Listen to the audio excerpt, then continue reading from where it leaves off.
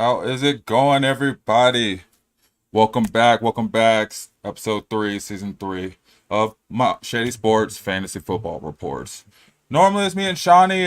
He should be popping in here soon, but we'll get to him. I got my homie Justin, and I'll turn it over and tell you guys what he's about here in a little bit. But let me go ahead and throw on the intro.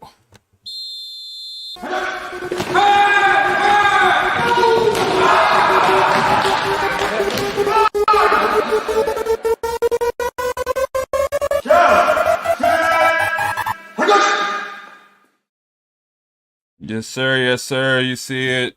Season 3, Shady Sports Fantasy Reports. Hold on. Looks like we're having some stuff with our Twitch, so let's see if I can get that changed.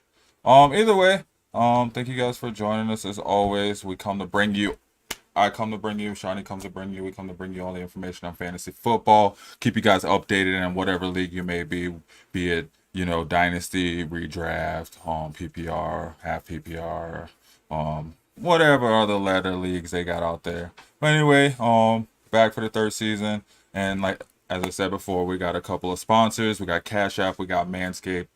So let me go ahead and throw those up, get that out of the way, and then we'll get it going. How are you? Bring them things, bring them things. I call the plug, bring them things. I bring them things. That's money. That's cash up.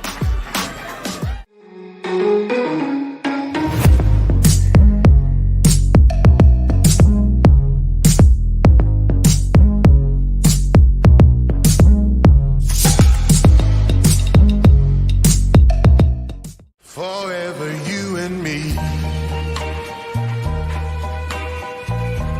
Right by my side, where you ought to be.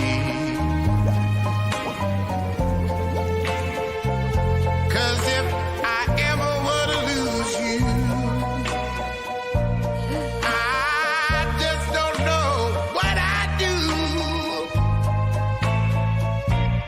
Let me hear you now. Yeah, I love that Manscaped commercial, but you guys saw it. It's awesome. It's amazing, man. Shout out to Sam. He put that together. But yeah, guys, you saw it. Use that code on Manscaped. You can still get 20% off. Just use the code Shady Sports. And then if you go to if you haven't used Cash App, you can use that code. I think you get like $5 or something for your first time. So I'll share that code in the chat and get that over to you guys.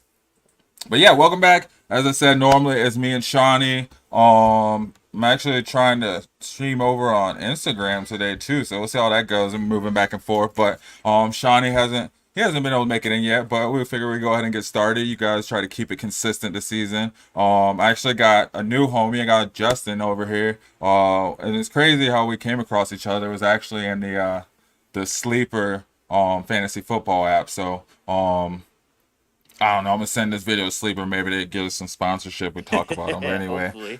yeah, Ray. I do like Sleeper. So yeah, I mean, I'll turn it over to you, Justin. Go ahead and let you introduce yourself. And kind of tell us a little bit about your history with fantasy football, I guess. Yeah. Justin. Met set in the sleeper league. It's a 32 team one, so it's pretty hefty It's a huge roster. league. Yeah, you Yeah. got like 40 some odd spots. I mean, we just finished doing a rookie redraft because it's been a couple years that's been in, but I co-commissioned that one, and we just got our rosters set up and got the league filled. That was the hardest part. 32 teams is a lot to take on. It's basically like you're running like a Madden manager thing because each manager is rostering a team and it's divvied up like how the NFL is with different divisions, and managing that size of a roster it's a little more labor intensive and a lot of focus taken in, not just your starters, but your depth and your future picks and where you want to build your team, how you want to build your team, and literally you just have your vision put on a whole roster and see how it plays out through the season. Mm-hmm. And then go ahead. Yeah, sorry. No, no, I was just gonna say, yeah, no, it was just that's why I was like, yeah, I can't. It's a lot to try. Hey, I mean, yeah, it's very daunting. It's my first year doing it. I mean, I've had like over 17 years of fantasy experience doing redrafts and home leagues and whatnot. This is my first year trying Dynasty and that sort of format, and I've Hmm. liked it so far, but it's definitely I've had to change my strategy and my mocks and my boards and who I want to take, where I want to take them, and who I find value, and who I can let try to slide and get later on. It's quite interesting the different ways you got to play the leagues just by format alone. It's kind of crazy. And then, like how you say on the last video, it's just from year to year, players dropping higher and going lower each year. It adds a little spice to it. Yeah, no, that's why I hope Shawnee does happen to make it in because, like, yeah, just even looking at his rankings, I mean, like, looking at like players that for years held the top spots that you knew you're like, okay, this guy's gonna get me points. I'm getting this Hmm. guy. This guy's a solid starter. Now it's like, well, you know what I mean? Like, if I don't get this guy, it's not the biggest loss. Or yeah, if I come across him in like the fifth or the sixth round, um, then I'll take him. But it's nothing. It's crazy to look at how it's been in some places. Like, okay, so like I was like putting this list together, so I was looking at his ranking, and it's just like, Hmm. okay, in the running backs, you see like so many top, and it happens every year. So many top running backs drop off, and there's always like Hmm. new bell cows taking over consistently.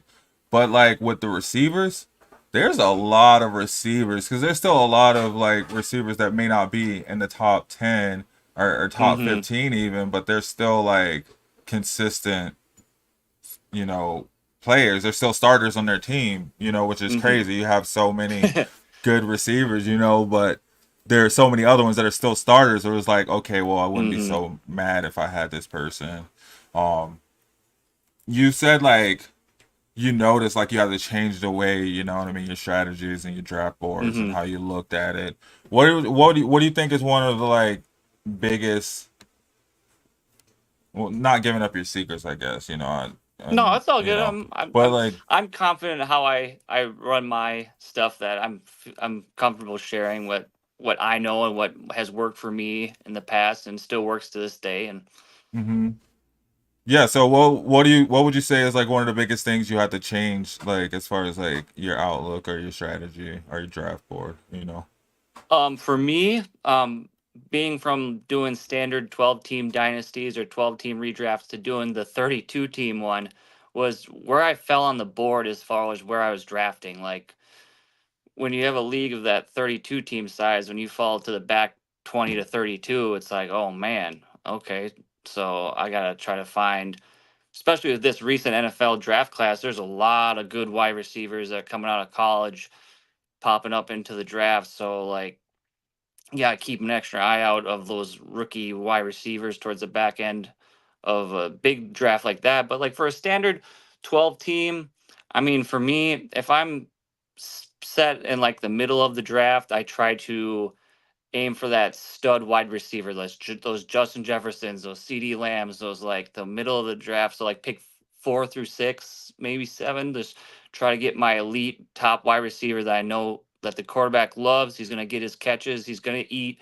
He's gonna feast, and I don't have to worry about, man, is he gonna even get me 10, 15 points this week? But it makes me even happier when he lands that bomb of 30 points, which is nice. But if I'm drafting in the top, like for instance this year, if I got the number one overall pick in a redraft, I'm probably still going with Christian McCaffrey because he's just a stud, man. He's just he takes care of business. He's earned that Madden cover that he got this year. Like he's just, it's you're gonna get points, like you said, and you're gonna get out of them. And as if I'm on the back end, I mean, it's also weird too for me this year, especially if I've done a couple new leagues, so I don't know the tendencies of the other people I'm drafting with. I don't Hmm. know what they like to go for, what they have done in the past, so it kind of like creates a little bit of a variable in my draft strategy because someone I might have on my board, I think, yeah, they could slide here, but if I don't know where my other league mates are, how they're drafting or what they're drafting. It kind of really throws it a loop and makes it interesting though, because some people you think they're gonna follow you, and other ones that you really want don't, and it kind of throws a wrench in things. Yeah, that's very true. I was gonna say, um, in a dynasty league, especially like coming into a league maybe that's already been Hmm. going on, with the dynasty league, are you do you feel that you're able to know, like, when would you know what you have in your team? Are you able to tell based off the draft going into the season, or are you do you have to give it time? Yeah, I would, especially right now because it's a little too early to like see where the rosters are gonna fall and whatnot. But it really depends on the size of the league, and also where you can tell is what you're trying to build or what you're trying to do. Like if you want to build your team around a workhorse stable of running backs, or you want to be high fly and get your quarterback with a stack wide receiver and try to build through your pass attack.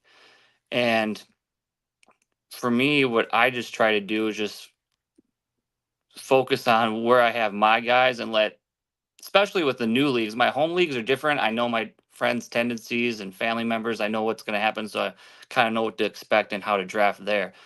But for the sleeper leagues, for example, these new ones, I just try to let the draft fall to me. And this is one big pro tip I have for any league you're doing is to have a queue ready. Have like 10, 15 guys sitting there in your queue ready to Hmm. go. So when by the time you get your pick comes around, that way you have an idea of where you might want to go depending on how the draft falls to you. Especially like in big leagues. Oh yeah, for sure.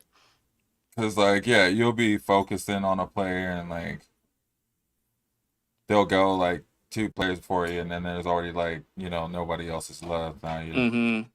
like it's hard, especially in those first few rounds. I feel like when you're scrambling. Oh, that's the worst feeling in the world, especially in like a fast draft. I don't know if you've done any with your leagues, like a slow draft. That's kind of been a new element or just a new thing that I've never done before, where the clock's like 8 hours long, and you're like, Oh okay, well, wow, I got a lot of time between my picks and think about this. But where it comes frantically is when you're on like a normal league draft and it's that fast clock and you get sniped twice in a row and you're like, what do I gotta do here? But the thing is just if you have like your draft boards, your mocks, your insiders and your analyst boards all up and prepare yourself well enough, the drafts usually go your way and go well enough where you're confident and happy with the team you drafted by the end of the draft. yeah, very true. Our dynasty, we had I think we had 2 minutes on the clock, so Hmm. it was a little quick with it. You had to like know what you were on. And thanks Sam for that shout out. It is my birthday, guys. So thanks for joining us. If you're joining us, Justin, thanks for joining us on. It's pretty exciting episode. Absolutely. I was looking up football players with the same birthday, so I'll go over those a little bit later. Oh, that's Um, interesting. yeah. So yeah, you guys, thanks for joining us on. We got Justin here. He runs a 32 team dynasty league, and they go after they're named after the teams too. So you have like each of the teams Hmm. in the league, which is kind of cool because you can kind of follow your team along, and it's like, are you gonna try to make the same moves as them? The moves that they make, did they work? Hmm. Do they work? Like, are your moves working? Working a little bit better? Because I mean, it does. It's not a direct reflection because there's a lot of high fantasy Hmm. scores on crappy teams, but I Yeah. mean, look at teams like the Eagles. They had a solid, stable of high scoring fantasy players, and they were definitely in the top of the league. You know, but at the same time, like I said, it's not always a reflection. I mean, Hmm. like how do you feel about just kind of I jump all over the place. Yeah. Here, let me see. I'll do put this up. So just to kind of touch on that, like I mean, it doesn't always directly reflect it. I mean, players drop and stuff, but Hmm. oh, I guess I don't even have the tight end rankings. I was gonna say Travis Kelsey. Like for years, you thought tight ends, you thought Travis Kelsey, you thought George Kittle. Um, it was really just them pretty much, and then it dropped down to the next tier, and it's starting to Mm-hmm. seem like um, that tier's been definitely changed over because you're starting to see like Trey McBride and some number one in some places. You see Sam Laporta number one in some places. You're seeing Kelsey as low as like 4 or 5. And George Yeah, that's Kittle is in like, crazy. and I mean, how do you, how do you feel about that? Like, if you see Travis Kelsey, if you have a chance to take him hmm or Sam Laporta, who are you taking? Are we talking dynasty or Well, redraft? let's say Reed. See, and that makes a big difference too, I hmm guess. I mean, not so much of a difference, but I guess yeah, in the dynasty, you're looking forward, so you're definitely taking Sam Laporta. Like Well, crazy you say that. I might. It helps that Kelsey got this 2-year extension, and he said openly that he's going to play until the wheels fall off. So it's like if I still believe in Travis and the Chiefs offense that they're going to run it back for a third time, and he's going to stay at that elite level. I mean, it's kind of hard to because you have that track record, you have that history with Kelsey. Laporte had a good rookie season, but to keep up that sort of pace with all those other weapons on offense, like the Sun God and Monty and Gibbs and JMO. I mean, the offense in Kansas City really runs through Patrick Mahomes and Travis Kelsey. So yeah, but I mean, they're trying to take it downfield too, though. I feel like hmm which I like their acquisitions of Xavier Worthy and Hollywood Brown and Rasheed Rice. Like those guys are good field stretchers, so that makes it even I think help Kelsey even more because he just, as you saw last year in a lot of games, he just falls in that little area, that annoying space where the linebacker sleeps for a second and he catches it and runs for another 15, 20 yards because they got those other weapons. But also, maybe Mahomes decides this is the year I'm going to ball out. I'm going to be throwing 70, 80-yard bombs to Hollywood or Xavier Worthy or Rasheed Rice. And there's a right. 14-point play right there. And then before you know it, Kelsey's only got maybe 8, 10 touchdowns on the season and like close to 1,000 yards because Mahomes is throwing all these bombs to these new guys that he gets rapport with as the season goes on and trusts to just do those fly routes. Yeah, but I mean, and But if again, for me, go ahead. oh, sir. Well, I was going to say if I'm in the draft and I have the choice between Sam Laporta and Travis Kelsey, my bias aside because I'm a Lions fan, I think I'll still go Travis Kelsey because man, like that track record and that, like you were saying earlier, just the people will give you points. I don't feel the drop off with Kelsey is enough to where I should go and I wouldn't say reach, but like take the Sam Laporta and thinking that he's going to replicate the same rookie year he had last year, which was amazing, but it's hard to do. And that NFC North, that division is going to be even tougher, those defenses. So for me, it would still be Travis Kelsey over Laporta So in a you're going redraft. proven over unproven. What about in a dynasty? In a It's dynasty, still Sam either way. Laporta. Sam Laporta. Yeah, I'm smashing Sam Laporta in a dynasty because even though Travis got his 2 years and whatnot, I like what the Lions are doing on offense there, and Laporta's cemented in his role, and he's going to be there for a while. And I think he can be a top 5 for sure tight end this year in fantasy.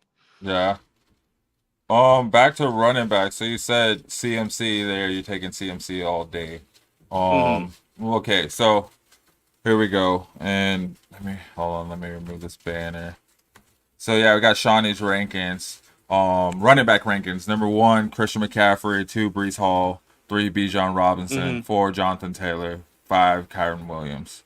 Which I really want to talk to him about these. But anyway, so CMC, Brees Hall. You got the first pick. You're definitely taking CMC over Brees Hall. Yes, I am. Just because I like the Niners offense better than the Jets. Brees Hall is this. is great, and I like what because I had him everywhere last year, and I like what he was able to do. I would choose Christian McCaffrey over Brees Hall just for the longevity of the season. I see that offense running more efficiently and effectively to his style of how he produces points than I would with because with Brees Hall, I feel like he's going to have more up games and down games than CMC. Like I feel like I'm going to get more 20-point games throughout the year with CMC than I am with Brees. Also because of the schedule, the Jets have a pretty decently difficult schedule this year, and I mean, with Rodgers coming back, there's a lot more question marks. And if I'm at the top of the draft and I'm trying to draft one of those big running backs, the least amount of question marks I like going to the season by picking those players.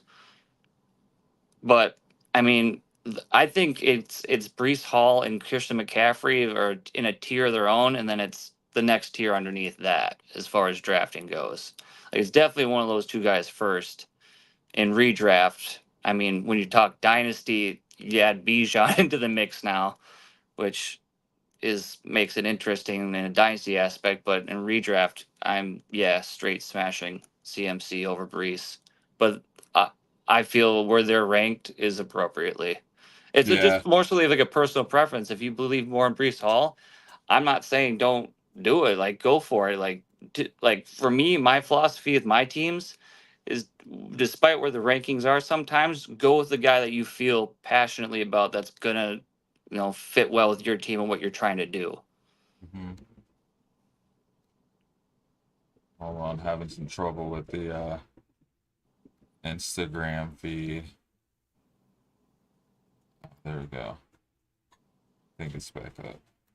Yeah, yeah. So, and that is true. So, all right. So we'll go down and look at his second tier. Actually, I mean, I want to go back up to the top tier though. Yeah. We just talked about those top three guys. But I mean, okay, Jonathan Taylor, Kyron Williams. In a dynasty league, Jonathan Taylor, Kyron Williams. Who would you rather take? For me, I've been taking Jonathan Taylor. In a Um, dynasty? in a dynasty, yes. Okay. Solely because it's the Rams drafting Blake Corum kind of throws a wrench in the Kyron Williams situation of the more of them splitting their time, whereas Jonathan Taylor with the Colts, I'm not sure if they brought anybody else in. I know they lost Naheem Hines to Cleveland, but I think it's just him there, and with AR-15, Anthony Richardson doing his things, maybe he gets more plays out of the backfield for catching the ball, or maybe, well, the downside with that is I feel like come down to the goal line, I don't think Jonathan Taylor is going to get as much action because of Anthony Richardson's legs than a Kyron Williams at the goal line to get that for sure touchdown, which just. But overall, I think I would still have Jonathan Taylor over Kyron Williams. Are you okay? So, I mean, obviously, I know with the first three, you know what I mean. You see them Hmm. first round, you're taking them for sure. Um, Say you're drafting, it's a 10 team league. You know what I mean. You're Hmm. drafting, six or seven. Jonathan Okay. Taylor, Kyron Williams are there, but there's also like Marvin Harrison Jr., um, Hmm. Travis Kelsey. There's uh let me see. Let me look at these receivers. There's CD Lamb there. Are you taking one of those receivers over these running backs? Or are you still riding with these running backs? Yeah, the way I do it is if I'm at that 6-7 you said range, Yeah. yeah, I'm going for of those listed players, I'm going for CeeDee Lamb. I'm sticking with my strategy that's worked. Where in that range, I go with that number one feed 'em wide receiver that's going to get the ball a lot over one of those workhorse backs, and hope maybe they one of them ends up sliding back to me on the turnaround. But the idea that I could get like a number one, set it and forget it, stud wide receiver over a second tier option of a running back, I'll go with 9 times out of 10. It'd have to be a crazy situation where like I truly believe in the guy that like I believe that Jonathan Taylor will outscore a CD Lamb or Kyron Williams will outscore a CD Lamb this year, which at that spot in the draft I don't see that happening, especially if it's in a half PPR or a full PPR league. Mm-hmm. Yeah, makes sense. Um, in a dynasty league, how important do you think it is? Well, I guess in a dynasty league, you probably okay. Let's say a full like um IDP league. So Mm-hmm. you got your defensive positions. Um, are you emphasizing defensive players early in the draft? And Um, Go on. What were you gonna say? well, I was gonna say yeah, and if you are like what positions? Because I mean I know like like cornerback, I don't know. There's very few, but like linebacker, I feel like there's a lot. You're getting a lot of points there. Mm-hmm. Yeah. On the defensive side of the ball, I try to, depending on how where the draft boards go and what people are going in an IDP league, I like the mindset of like I build in the trenches. Like if I can get that stud like an Aiden Hutchinson or a TJ Watt or like some defensive core lineman. I like to build my draft on the IDP side of it from the trenches out. Like cornerbacks are usually the last ones I go for because I feel it's just there's so much wide receiver talent that it's hard to say from year to year who is gonna like stay solid and who might drop off and who might come up. Or like I agree, like the linebacker position for sure. Like I can't think of anybody off the top of my head, but if I can get like a top tier linebacker, defensive lineman right off the board, I'll go that route over like drafting a defensive back. Yeah, because they're always in the action, man. Those Mm-hmm. linebackers, those linemen, they're always able to get the tackles on the running backs, get to the quarterback, get those sacks, and, Mm-hmm. just pick up those easy points. Whereas with cornerback, I mean, for instance, I'm a Broncos fan, so like we Yep. got Pat Surtain, like I think he averaged in my league like 14, 15 points a game or something like that Oh last wow. season. Because people weren't throwing to him, but he's one of the top corners in the league, Mm-hmm. so like it's a big difference with like yeah, like you said, there's so many talented receivers and so many good, offensive coordinators and quarterbacks that know where and where not to throw the ball. Um Mm-hmm. I feel like that has a lot to play into it. Um hey, real quick, I'm gonna play um, our Shady Sports promo. We're going to get that playing while we got some people watching, then we'll jump back into it. Cool, cool.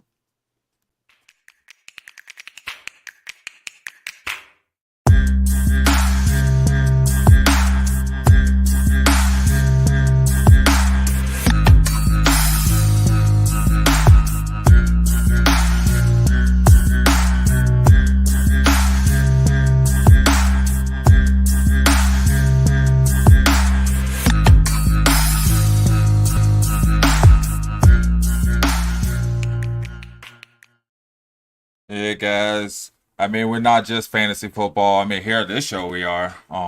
But on Shady Sports, head over to shadysportsnetwork.com. I mean, we got all kinds of other stuff on our YouTube channel, on our page. We got wrestling, Monday nights, I think Monday and Wednesday nights. We got a bunch of arena football leagues. We got international football leagues. I know we cover like the Mexican arena football league. So that's one of our international leagues. We got I think we just got the big three on our network. So if you follow basketball, we're gonna be covering and showing the big three games on our YouTube channel. So you can head on over there, check that out. We'll have more basketball coming and just some great information around sports in general. If you love sports, you want to talk sports, come hit us up. I mean, get on with us. So shadysportsnetwork.com, you know where to find us. But anyway, I'm here with Justin. As I said before, he's running a 32 team dynasty fantasy football league as well as some other leagues. You said you've been playing for 7 years, right? I've actually been. My dad gave me the fantasy football bug in my early teens, so I've been almost 20 years now of doing fantasy football. Okay. So, damn, that's a long time. I feel like if I add up, like, I guess yeah, I've been doing it for like maybe like 8 or 9 years Yeah, for I still sure. remember my first draft pick ever. Who was that? Jerome Bettis. Oh wow, yeah, I'm taking That's it how long back. I've been playing fantasy football. That was my first ever fantasy draft pick, and I At the loved it. bus. Oh Yeah. man. I wasn't even into it like that. I got into it, I'd say like 2011, I believe it was. hmm I wouldn't Um say I played it like competitively in my teens. It was like my family league, and mhm, they had me around because they needed a person. But I was like, yeah, I'm doing it. I got I'm in. I'm doing this. And then by the time graduating high school, early college years, that's when I really started to zone in, hone my talents, and pay attention to it, and really enjoy it.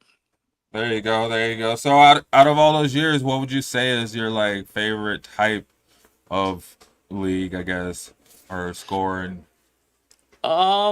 My favorite type is definitely half point PPR. I've been in some tiny leagues and some big leagues. I think 12 team is a really good sweet spot because it's not too big and there's still enough on the waiver wire, but it's also not too small where you're playing against a bunch of super teams where they got 6, 7 other stars on their other side that you're going up against each week and the points are extreme.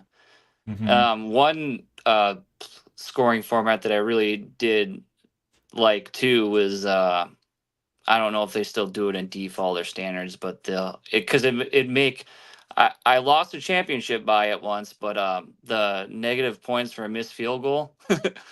That one was interesting. That was fun, but I've Hmm. also won a few games because of that and lost a couple.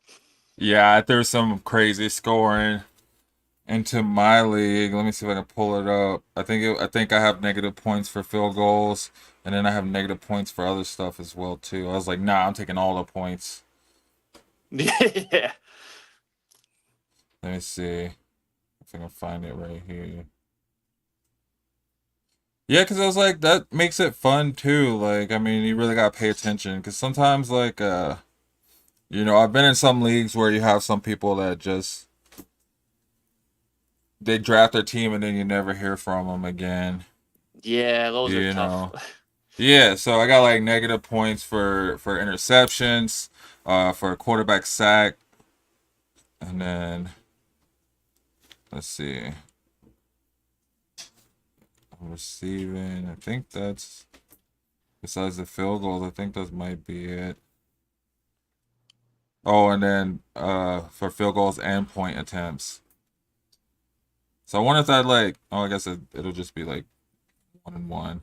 I got negative points on defense if you like allow if your defense allows over a certain number of points. Yeah. It's like 28 points. It's a lot of points, but like if you allow hmm over 35 points, I got -4. So like Yeah, that balances itself out. yeah, because then I feel like then it's like you can't just like pick up a defense. Yeah. You're not just And like go ahead. yeah, I was just gonna say, like, for as far as defenses go, like that, I really pay attention with like the weekly matchups more than the season long approach of like, how the Ravens have been a stud defense, the Steelers, the Broncos, um, the It's hard. Seahawks. It's hard to have like I mean it's only like 3 or 4 of them like you said like Mm-hmm. other than that like you're not getting consistent points across the board like just because Mm-hmm. like it's just gotten offenses have just gotten much better, rules are bent in their favor, it's hard for Yeah, a the defense to league come wants out points. exactly like a defense isn't going to be shutting down teams every single week. So um yeah, I don't know, I just kind of sit and forget my defense, honestly. I'm not Yeah, a there's defense yeah, there's chaser. there's two different strategies to take with it, but it's to each their own, whatever way you Hmm. want to do it. Because I usually, when I'm drafting, I don't pay attention to necessarily like the top tier defenses like a Niners and whatnot. I when I'm doing a startup draft or just in a draft in general, I'm looking at the week 1 matchup and seeing who like starts off with an easier matchup. Because at this point, what I've noticed in the last at least couple years since they took away the 4th preseason game is like the first week. This goes like for all positions too, not just defenses. It kind of feels like preseason week 4 where like you don't really know like who's gonna smash out of the gate. And I see like a lot of leagues I'm in, a lot of people getting dropped where you're like, whoa, hold on Mm-hmm. now, why are you dropping Mm-hmm. these players? They just had it's week 1. It's overreaction here. And like some players that are just like coming out of nowhere, like scoring 20 points, like they weren't even on my draft board. What is this? Yeah, yeah, and then you got a mad scramble for him. What was that? That was Puka Net last year. I feel like Oh yeah. um he was definitely one of those guys. Let's see, are there? Let me see. Let me pull this up. Go look at the bottom of his receiver list. See what you think. If any of these Oh, guys okay. could probably, take off and fill that role.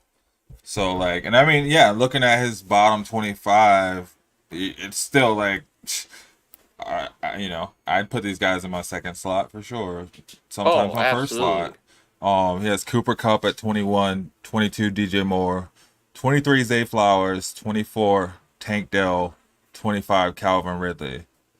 So I mean, just looking at that, I mean Tank Dell just got a big contract. I mean Zay Hmm. Flowers is coming back. He's gonna have a solid second season. I feel like with Lamar. I Um, agree. Cooper Cup. I mean Cooper Cup. If he's healthy, he's Cooper Cup. But like I don't know. Yeah. It's like, and the same thing with Calvin Ridley, man. I mean I feel like him going to Tennessee. Oh man, I don't know. I feel like there's gonna be some connections there.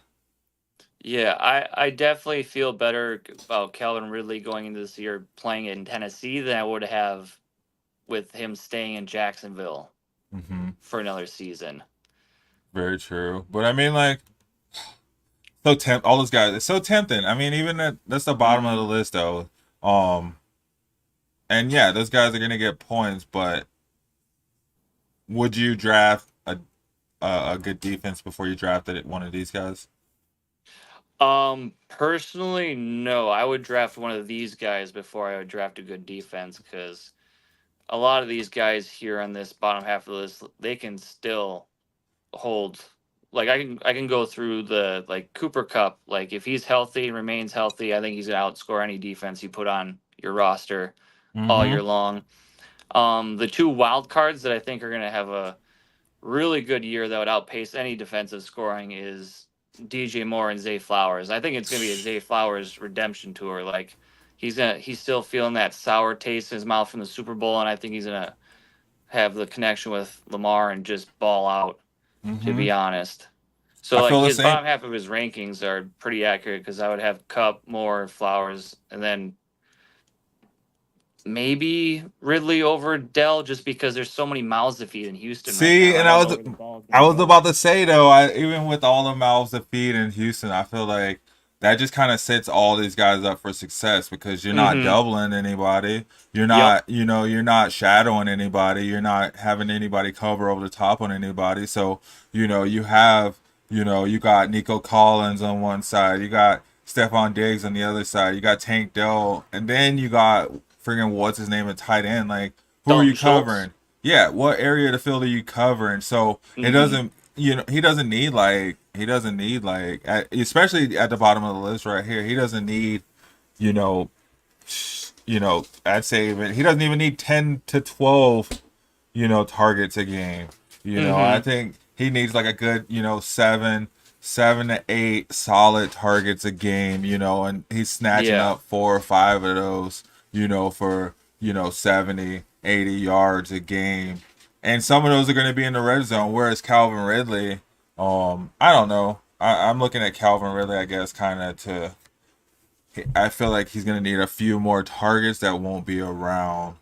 Mm-hmm. Like you have Jonathan Taylor, you have AR-15. There's a lot of rushing downs between the two of them. There won't be that many targets to go around. So Yeah. I feel it's good, but that's my opinion. I can see Yeah. what you say. It could And go I either can way. see. Yeah, I can see your argument perfectly. Like that, I can see it going that way as well. Mm-hmm. Like it's a total realistic possibility that the thing is, I think the difference maker between drafting a Tank Dell over a Calvin Ridley at this point in his career is like you only need those 4 or 5 receptions from Tank Dell to hit that 20-point mark. Because one of those can be like a 60-yard slant across the middle and he takes off like a jackrabbit and Mm-hmm. there. And it Whereas will like, be. yeah. Whereas with Ridley, I feel like the way you're gonna need like maybe 9, 10 targets because he at his stage in his career, I don't think he's gonna be outrunning anybody. But like I think he could get from Will Levis a 50, 60-yard bomb but I think it takes like 9, 10 targets to get there, whereas Tank Dell, you can get it in like the 4 to 6 range. Like Yeah, yeah. Yeah, and I mean that's the thing too. Like my bad, I said AR-15. You got Will Levis, you know, yeah, that's all good. throwing the ball to I mean, Tank Dell, there's chemistry already. CJ Stroud is Mm-hmm. young and he has an arm. I mean, Will Levis is same, 1 year older, I guess, but Mm-hmm. he just had, he's not CJ Stroud.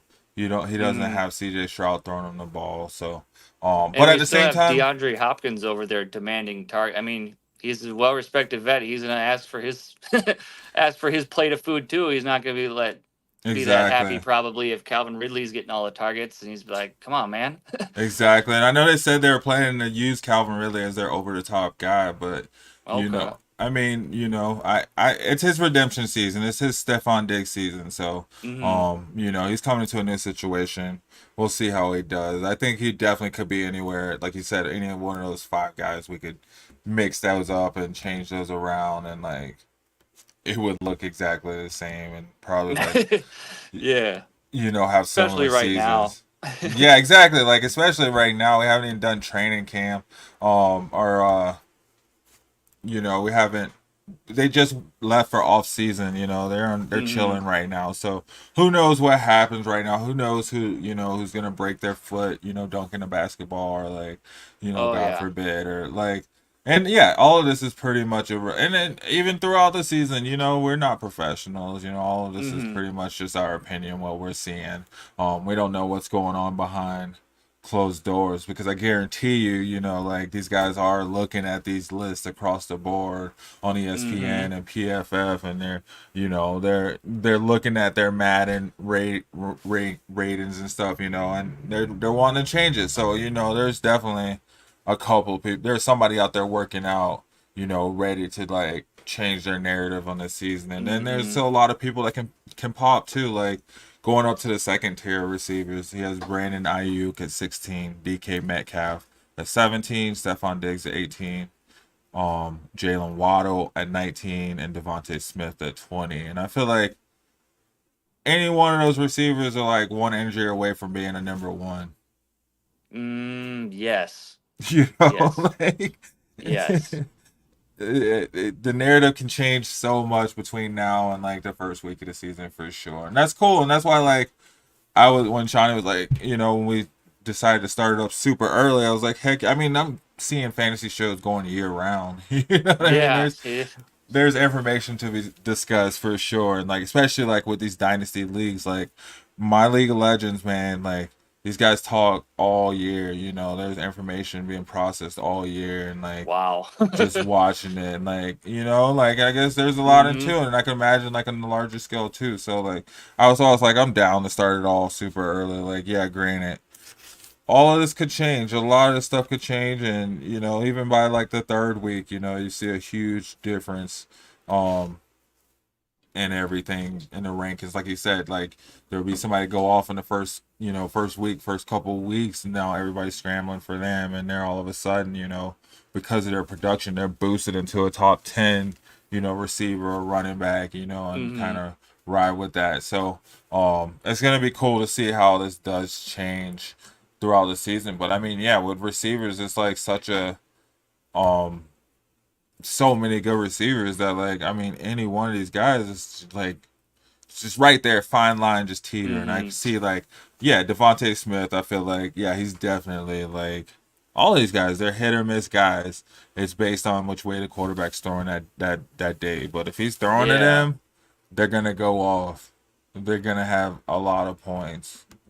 Any one of those guys, I'm more inclined to I'd be happy with them on my roster versus wanting to play against them for sure. Like Mm-hmm. I'd rather have these guys on my team than being staring that down Sunday of like, oh man, I'm going up against a Diggs. Yeah, Here, right. here Like, comes 20 points. and that's the thing. You know they're gonna get points, and then Mm-hmm. going up to his next tier, he has the rookie in there, Marvin Harrison Jr., which I feel like probably gonna be higher at the end of the season. He's definitely gonna be Oh yeah. the star. Kyler Murray is gonna, try his best to click with him right away. So, but he has Mm-hmm. him at 11. Mike Evans at 12. Nico Collins at 13. Drake London at 14, and Debo Samuel at 15. Like, I think that's good rankings. Like, Yeah. it's Like so these are very crazy. concise and very like there's not many that I look at and like, nah, not at all. Like I can see a realm of possibilities of they fit where they're ranked at this stage.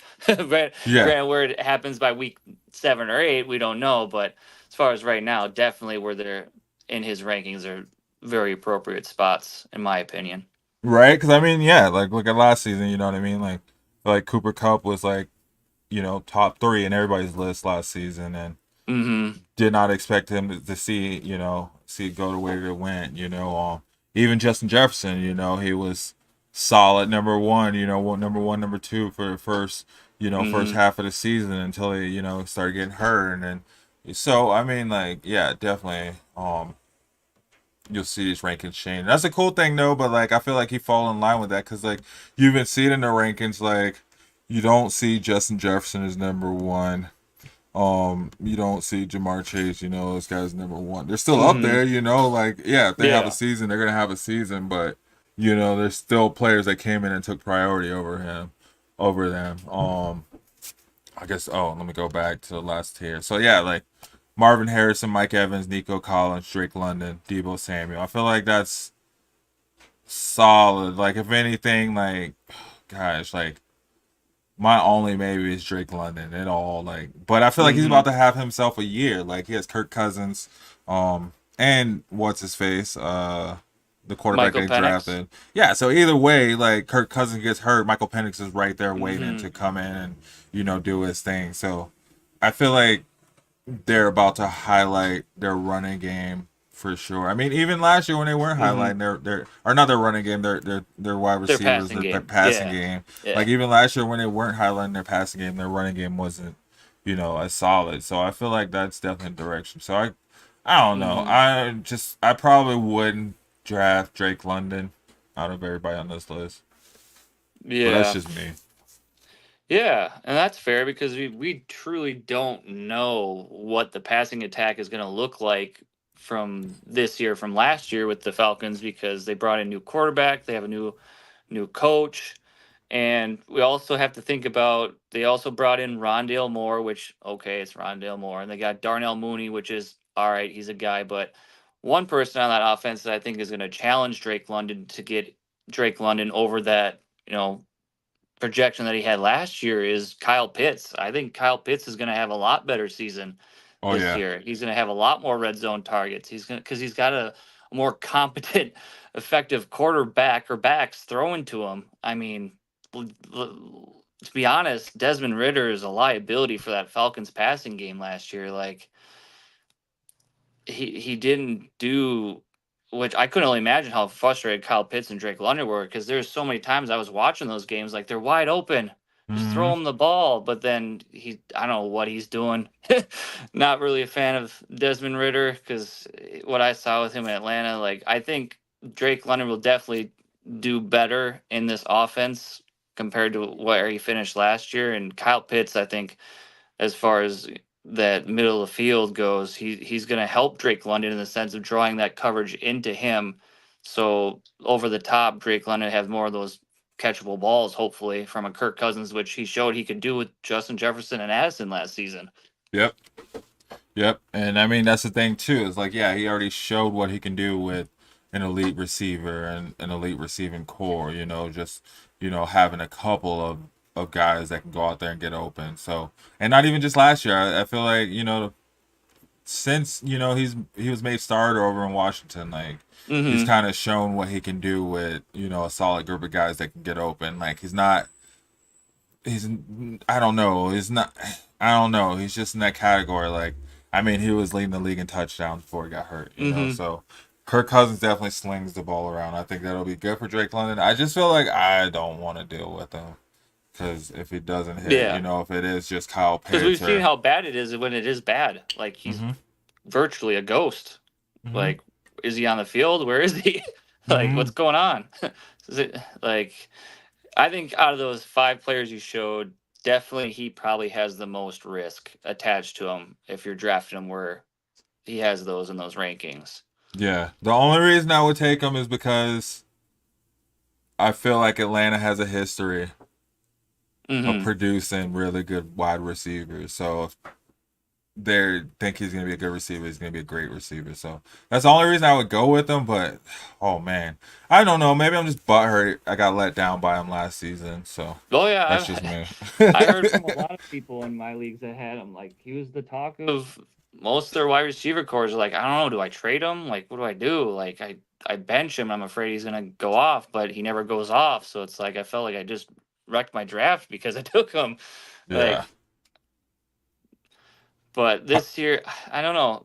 I still stand behind though. I think he has the highest drop off out of those 5 listed there. But I mean, even his top like potential, I see Marvin Harrison outperforming him. See Mike Evans because he's just Mike Evans at He's this just Mike point. Evans. Yeah. Yeah, like I don't question it. I draft him when I can because I know like he's Mike Evans. Like 1,000-yard receiver. yeah. It's proven.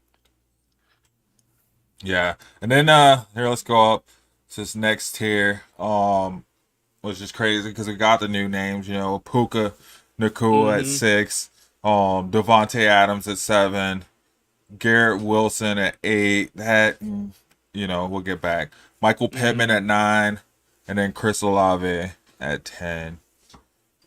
It's I don't know. It gets kind of muddy. I feel like you kind of flip that last tier with this tier, and it would kind of look the same. Yeah. My biggest out of this list here is Chris Olave. Like Derek Carr Yeah. was bad last year, and I got Yeah. burnt with Chris Olave. Kind of with the Drake. It was almost identical to Drake London, almost like Mm-hmm. because that quarterback play was just terrible, and like they were drafted high in the NFL. They have that potential. They have that capability of being high caliber receivers, but if they're quarterbacks, like I'm more worried for sure about Derek Carr throwing to Chris Olave and his production than I am about Kirk Cousins throwing to Drake London and his production this year. Hey. Yo, we got Shawnee. We're gonna go ahead and Oh, bring Shawnee on. We'll keep it going for a little longer. Here we go. Yeah, Shawnee, my man. Guys, sorry I'm late. Hey, you're good, bro. You're good. You're right on time. What What's what going we on? talking about? Oh, we're going through the receivers, bro. I got some of your rankings up here, so we're just looking. I mean, it's been pretty on point. We're going up from the bottom of the receivers, the bottom 25. Now we're on the second tier, so we're at 6. So we got Puka, Devontae, Garrett, Michael Pittman, and then Chris Olave, and we were just talking about just. Oh, sorry, yeah, Shawnee. So this is Justin. What's up, brother? That post I sent you that we got from our first episode, this was him that sent it. He Right runs on. a 32 team dynasty league, so he came to join us, and hopefully, we can get him back on a couple other times. Cool. So Right on. absolutely, yeah, that'd be great. Yeah, heck this is yeah. awesome. Yeah, so we were just talking about this second tier, and then we're saying, out of that list, the one we feel the most shaky about is Chris Olave, just with Wow. the quarterback play. But I mean, now we got you here, so I mean, maybe we get your thoughts on how you came up with putting him up so high. Well, I did it just because of his athletic ability and the Mm-hmm. fact that he has that talent, and the fact that he is that guy there. You know, if Yeah. anybody's going to get the snap share, if anybody's going to get that pass percentage, it's going to be him. And he obviously has the most ability there. He has had relevance in the past, and I think that he's capable of having it, again. So, yeah, that's pretty much why I put him where I did. I mean, Garrett Wilson's the same situation. I mean, Yeah. last season we saw the quarterback issues, with Aaron Rodgers going down so early, and owners, it sucked for them. Me being one of them in one of my leagues. But you always just hope for better days. Hmm.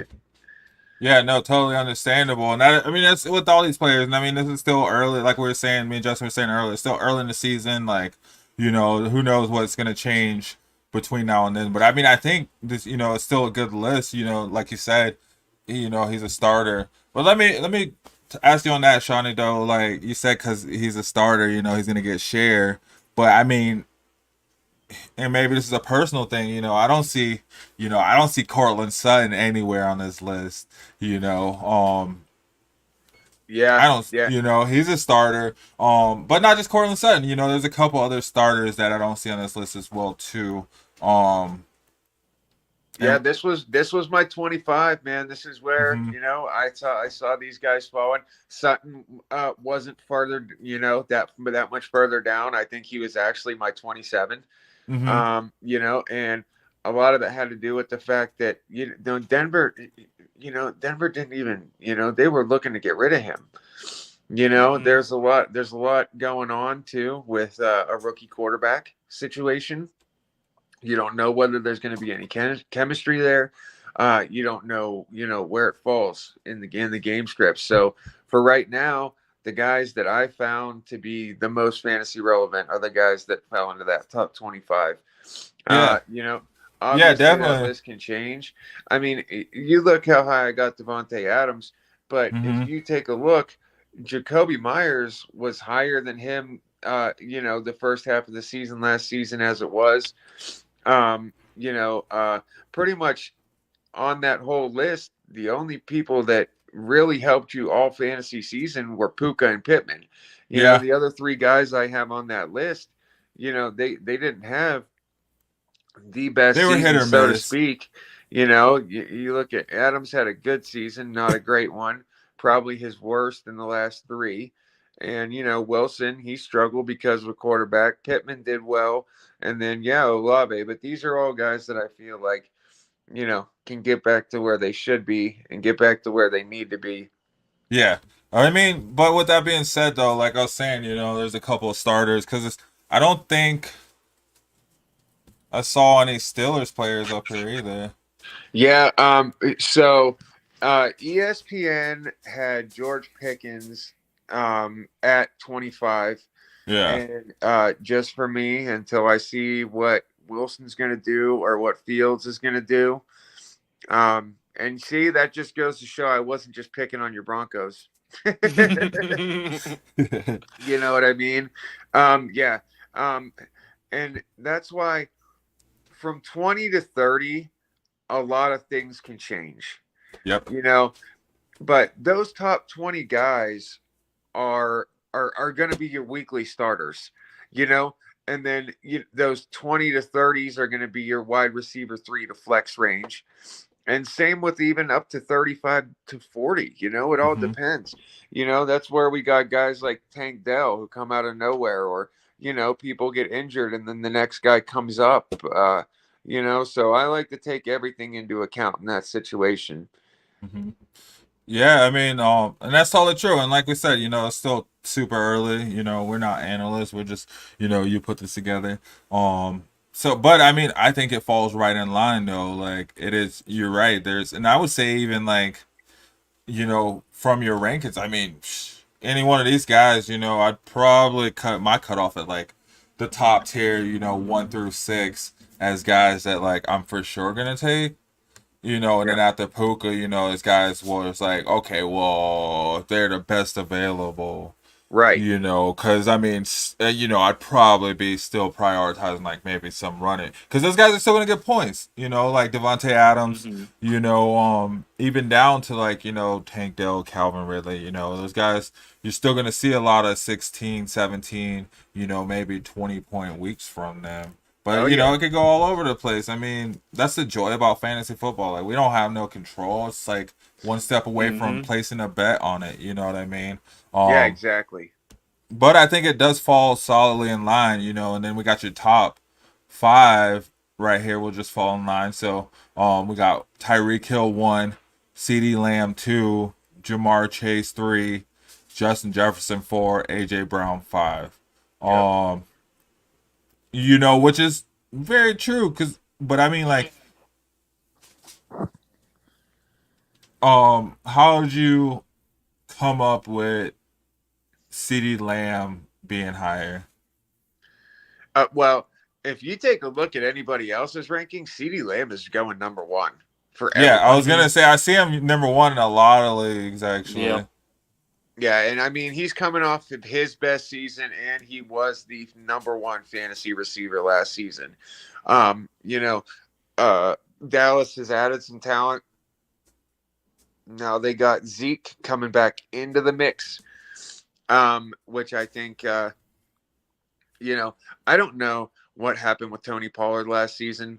You know, the way that they were going to use him, they were going to utilize him as this wide receiver type of, you know, running back. And I don't know, for some reason his game script fell off. Things kind of changed up. But when you're having the type of season that Dak had with CeeDee Lamb, I mean, you don't refrain from that. You know, Dallas is Mm-hmm. doing what they're trying to do to get to a Super Bowl because it's been so long since they've been there. They've struggled so long to even get to the playoffs.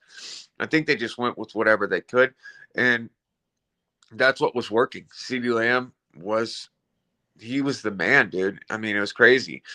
And I mean, Tyreek Hill, he was coming off his best season. Now he is getting older, and they're expecting bigger things from Waddle this season, hence the big contract they just signed him to. And Waddle kind of had a little bit of a fall off last season compared to his normal. So I think Hill might come down to earth a little bit more, but he's still going to be, you know, I mean, he's going to be that guy. I mean, these are all your surefire starters every week, no matter what. Yeah. You know, Yeah. no If matter they're what not happens. hurt, yeah, if they're not hurt, you're putting them in for sure. Yeah, I mean, AJ Brown also coming off his best season. I mean, one of the most physical receivers. Yeah. Well, how you feeling, Shiny? I know you just joined us. I mean, I think I got like I could do like another 30 minutes. How do you feel about that? No, We can I'm good with that, man. Yeah, I'm good with that. I'm doing good, man. I'm coming off a bit of a rough week, but things are going better. Yeah, there's nothing I like talking more than fantasy, brother. So Hell get out yeah. there. there you go. Happy Father's go. Day, man. Yeah, happy Father's Day to you too, my Heck brother. yeah. Well, shoot, we're gonna keep it on a little bit. I'm gonna go ahead. I'm gonna throw up this Cash App and Manscaped commercial one more time. Sounds good. Looks like we had a few more people joining us. So thank you guys for Nice. watching Shady Sports Fantasy Reports. On YouTube, on Facebook, well, we're on Instagram. I think we got kicked off. We got kicked off after an hour, so I'll have to restart it and have to go through all that. But anyway, we're on all the social medias. You can find us, Shady Sports Network. So yeah, we got our sponsors, Cash App and Manscaped. So let me go ahead and throw these on. You guys check it out. Yeah. How are you? Bring them things, bring them things. I call the plug, bring them things. I bring them things. That's money. That's cash out.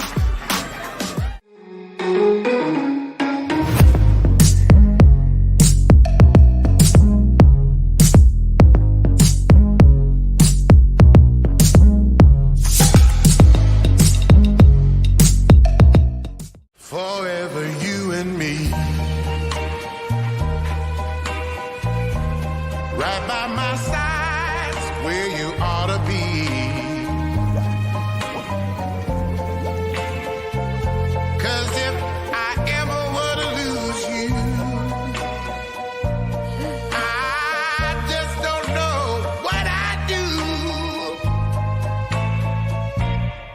me hear you now. Yes, sir. Gotta give the boys the love that they deserve. Shawnee, you subscribe to Manscaped, right? I do. I am a Manscaped user. Yeah, There you go. my little twins are not walking around looking all rough and scruffy like those guys. That Give has to them be that probably love. one of the funniest commercials I've ever seen, dude. I have Yes. seen that, and that is way too good. Way too It's good. so good. It's so good. I love it. That's why I try to share it as much as I can because, I mean, I told Sam, I was like, yeah, man, you did a great. This is a great one. It's a great one. So, Yeah. yeah, we've been kind of going through None the of the ladies rankings. are trying to have you walk around with a pants full of scruffy, man. You know, they want to at least see you do a little bit of trimming down there. So if Manscaped Right, can help you do exactly. that. And I'm Manscaped helping telling keep you, those boys clean. using that lawnmower, man, you know, as a dude, you're always worried you're gonna nick or you're gonna grip a little something down there. Yes. With that, it's a worry free thing every time. I'm telling you right now, Yeah. it's worry free every time. No nicks, no bloody little accidents, like, you know, which is a real worry when you do that down there. Yeah. You know, so yeah, I actually do use the lawnmower and it's awesome. Yeah, I'm supposed to be getting some stuff. They're sending me some stuff, so I'll definitely be happy to try it out for sure. And then we gotta get you a sponsor, Shawnee. So if there's someone you could think of, someone you Man, follow, I'm actually talking to Jim from Dr. Squatch right now. Okay. Oh, hell nah.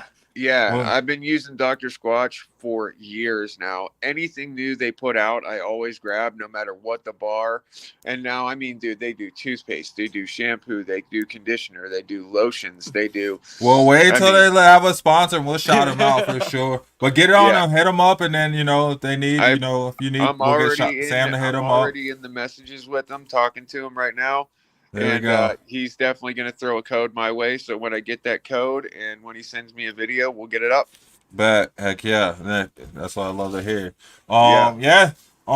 So yeah, back to the rankings. Yeah, man. And receivers are always, with the running backs, this class didn't have very many rookies that would come up and immediately be in my No. rankings. Yeah. So the one thing that I definitely wanted to talk about with the wide receivers are a couple of the guys that might come in and make a difference and be in that top 20. You never know.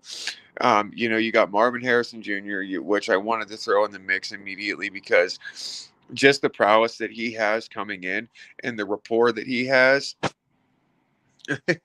That was hilarious, dude. I had to put him in the mix immediately, especially with Kyler Murray coming back. Kyler is obviously going to be up in the top for me.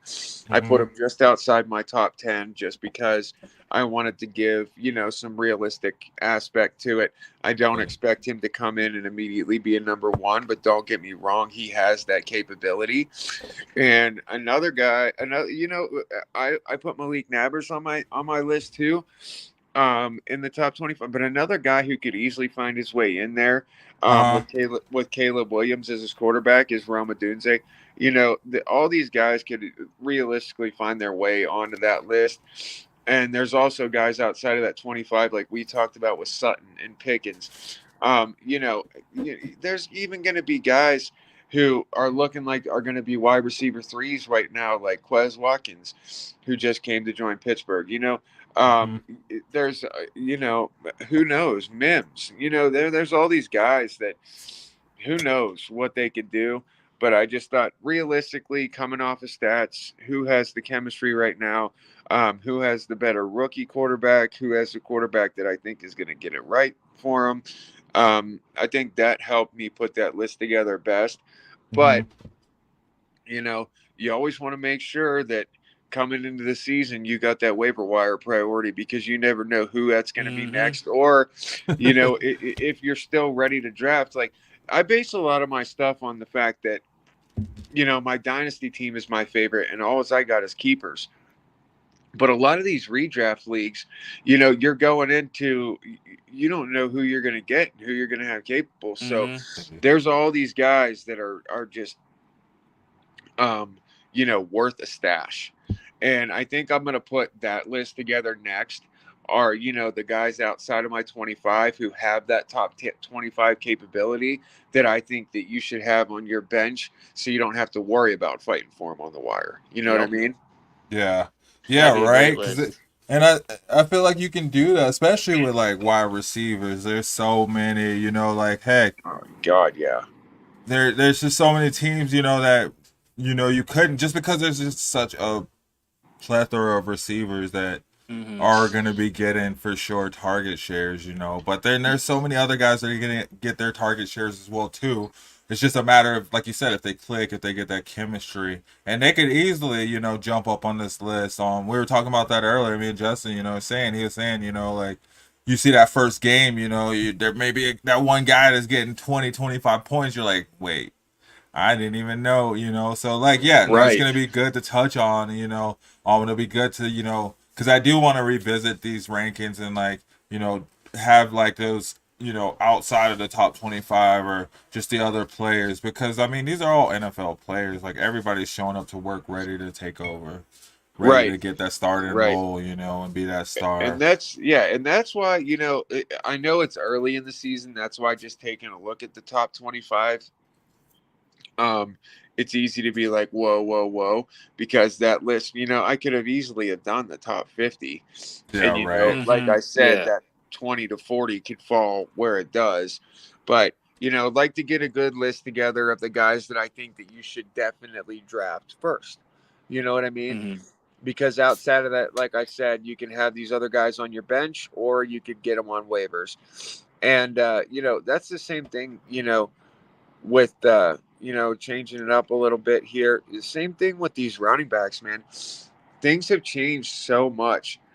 Guys kind of just think about like, oh, who do I want to grab first? You always got to think about the handcuff too, man. You always got to Hmm. think about who that second string guy is that has that capability that's going to be up next because injuries are going to happen. Yep. It's Yep. just Just part of the game. it's a part of what we do Hmm. every season. Last season, or season before last rather, I drafted, Nick Chubb and just a handful of guys that went down that I was going to depend on, and they were going to be a part of my keeper scheme. You know what I mean? And it's like you Hmm. just never know who you're going to lose. So, a lot of these guys, they're going into new teams and they got a good backup behind them that's always worth taking. You know what I mean? Hmm. Did you guys already cruise through that running back list? No, we haven't. I think We it was just kind the of top touched on ones. it. Yeah, we kind of touched on it, but yeah, I mean, going through that list, you got your bottom, the 25. So 21 is Zach Moss, 22 is David Montgomery, 23 DeAndre Swift, 24 is Zamir White, and then 25 Brian Robinson. Yeah, nobody else who I saw put Zach Moss where I did. And I did Interesting. that just because I do think he's going to be that guy in Cincinnati right now. I mean, Chase Hmm. Brown, obviously, if healthy, could come into the mix and they could split share. But I think that, Zach Moss for Indianapolis last season, halfway through the season, he was the number 3 running back in the league. You know what I mean? As far as fantasy points go. Hmm. So I think that him getting that start in Cincy in the way that Cincy runs that football, I don't see them changing their scheme up that much more. I mean, it's still Burrow, it's still Chase, it's still Higgins. The only new aspect to this team is him taking over that backfield. And I think with his, athletic ability and with him getting into the playbook the way he does, if he's the 3 down guy or if he ends up being the red zone guy, either way, I mean, he's going to definitely be that dude. So that's why I put him where I did. A lot of people, you're not going to see him in the top 25. You're going to see him just outside. And Brian Robinson Jr., he's going to be splitting with Eckler. And that's why I put him and Eckler together. Eckler was right at like 26 for me, I think, and yeah. Robinson was at 25. But I mean, dude, you look at Austin Eckler throughout fantasy history, throughout his career. I mean, always a top 3 guy, always. And now he goes over to Washington. Things might be a little different, but the fact is that it's still Austin Eckler. You know what I mean? So don't count him out. Always have him on your roster. But I think Brian Robinson being younger and having that edge and already having that rapport in Washington, he's going to be the guy. But I think we eventually see a share between the two of them which could hurt fantasy relevance, but you never know. It depends on, like I said, who's going to be the red zone guy, who's not, you know. So we can go from there, but, you know, try and figure that out. But Mm-hmm. as far as the rest of that list goes, um, let's see who else we had on there. Here, hold on. I'm trying to pull up. I guess I didn't upload the fourth one, so I'm gonna upload that real quick. But yeah, you had here on this one though, on the top on the 21 through 25, you had Zamir White. Oh yeah, Zam White. Yeah, Yeah. getting it for Vegas now. Mm-hmm. Obviously, they're talking he's going to be the guy. And then yeah, Montgomery and Swift. You know, they could be. Those are two guys that were low on my list, but are two guys that could definitely be higher, and they are definitely guys you want to draft. I mean, just like the rest of this list, obviously, but I mean these guys. You know, Swift coming off the season he had for Philly. Montgomery stayed where he was, and he had a great season. Just had a little bit of trouble with injury, but yeah, still guys that you are most definitely going to want to draft. Yeah. So, and then yeah, and then you got the next tier. I mean, these are definitely guys you want to draft too, but I feel like just had a bit more injury Yeah, in their lives. So yeah, you got 16 James Cook, 17 Devon A Chain, 18 Kenneth Walker the third, 19 James Conner, and then 20 Ramondre Stevenson. yeah, Ramondre definitely going to be in that top 20 now that Zeke is out of New England. That was who he was sharing snap with, you know, as long Mm-hmm. as he can stay healthy. Connor is just getting up there in age, but we have all watched that dude vulture the end zone. And I mean, we see the amount of touchdowns he can score, and he's still in the same scheme. He knows the name of the game where he's at. K Dub the third, same deal. Stay healthy, you're going to get what you get. And I mean, A Chain I put up so high simply because Mostert's still in the mix, and he's right up there with me, right up there for me too. But I mean, we watched him. I mean, he had one of the highest scoring fantasy points for running backs, um, you know, Yeah. all season last season against Denver Oh man. when they Don't almost set that record. even, you just had to bring the game up, right? Oh Yeah, man. yeah. And Oh. James Cook, I mean, the only reason he's just a little higher up for me is because, and we started to see the team, the Bills, wise up and use him the way he needs to be utilized a little more towards the end of last season. And he started to have some more fantasy relevant games. But man, a lot of the time it was like the game script just called for passing, um, or Allen was running the ball more, um, or they would bring in, Mm-hmm. uh, you know, the I forget who his backup was. Was it Singletary? Latavius Murray. Yeah, Murray. There we go. Yeah, I mean he would split with him, but I think that they've wised up to the fact that this young man is super talented, and he needs utilized as that guy. And when they did, we saw it. So he's definitely, obviously, a guy you're going to want to draft and you're going to want on your team for sure. So yeah, Cook is definitely high up on that list. He's one of those guys who could, if he gets the right amount of play, could be in the top 10. He's got the talent. Yeah, um I think any one of these guys could jump up to the top 10 for sure. Maybe James Conner, I'd say, is probably the one, in my opinion, I'm not so high up on. Yeah, yeah. Just because he's the starter, he's the guy, he's that back. You know what I mean? So that's for me in his past. And yeah, he's getting up there, but he's still the guy. So Yeah. if you're the guy in any scheme and you're getting 3 down work, you have that top 20 capability for me. And I've seen him score 17 touchdowns in a season. So have to have him up there. Have to. Very true. What do you think, Justin? Yeah, I'd agree with a lot of it because I don't see in James Conner's situation Trey Benson coming in right away and taking away carries and work from him. I think he's going to attack the goal line. He'll get his passes out of the backfield from Murray, and he's just going to eat. I mean, yeah, I think Arizona in that scenario is going to run Connor as much as they can out of him, get the miles when they can, get the production while they still can. And as far as Ramondre Stevenson goes, I think he's going to be Drake May's best friend out of the backfield. Not only is he Oh, yeah. going to run between the tackles, but I don't know the wide receiver situation in New England right now, but I mean, check downs are going to come aplenty. They did with Mac Jones last year, and he got a lot of pass catches. And he ran close to the house there. I Well, I mean, mean, they do got a new coach too. They got a whole. It's oh not the yeah, New that's England right. that we know. So Yeah. I feel like they're probably definitely going to be, depending a lot on their running game too. Like I can see Mm-hmm. that for sure. Like Yeah, he's got to stay healthy is another Yeah, main dude. part of that, and as long as he can do that, oh yeah. yeah, but it won't be like that running back by committee, 25 running back, whoever has the hot hand like Bill Belichick used to do though. Yeah, Mm-hmm. exactly. Yeah. And I mean, if this new coach, even if he does do that, the more talented, in that backfield, I would have said would have been Zeke. And now that Zeke's back in Dallas, he doesn't have that worry. So I think there's a couple other guys on the depth chart there, but nobody that's going to threaten Ramondre Stevenson. Very true, very true. And then let's jump up. We got the next tier. So this one's interesting too. I say number 11, Alvin Kamara. 12, Rashad White. 13, Josh Jacobs. 14, Joe Mixon. And then 15, Aaron Jones.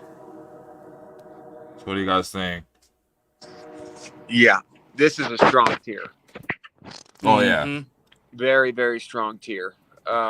You got 3 of these guys out of the 5 are on new teams in new schemes, but are most definitely the guy. Rashad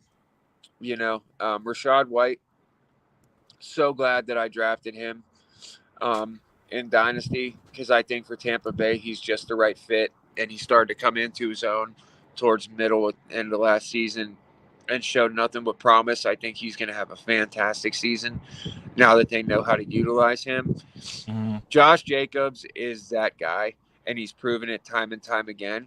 And I think that they are going to have so much for him and cater to him so much in this new offense. Mm-hmm. And I mean, come on, man. You're adding Joe Mixon to the offense that I feel as if has the most talent this season in the Texans.